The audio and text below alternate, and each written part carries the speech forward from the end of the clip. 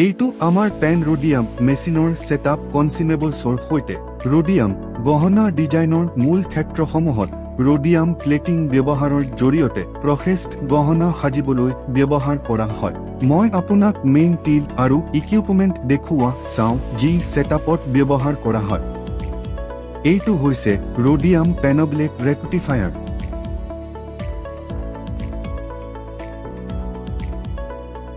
এতিয়া আপোনাৰ ওচৰত আছে ৰুডিং পেনৰ টিপ আৰু এটা ফাইবাৰ টিপ। এই সকলো ৰূপক পেনৰ জৰিয়তে ৰডিয়াম সলিউশ্যনত ডুবোৱা হয়। প্ৰক্ৰিয়াকৰণত এটা আল্ট্ৰা ফাংকচন ঘটে।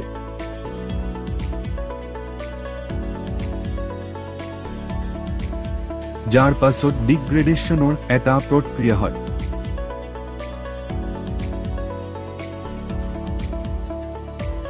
কেৱল এই ডিগ্ৰেডেশ্যনৰ পাছত ৰডিয়াম প্লেটিং কৰা হয়।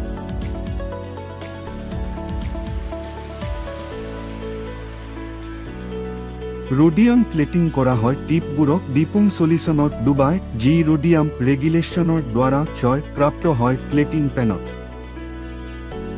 এতিয়া আপোনাৰ ওচৰত ৰডিয়াম প্লেটেড টুকুৰা আছে যি ফাইনেলাইজ হোৱা নাই। ছেটআপৰ প্ৰাৰম্ভসমূহত ডায়মণ্ডৰ টুকুৰা থাকে।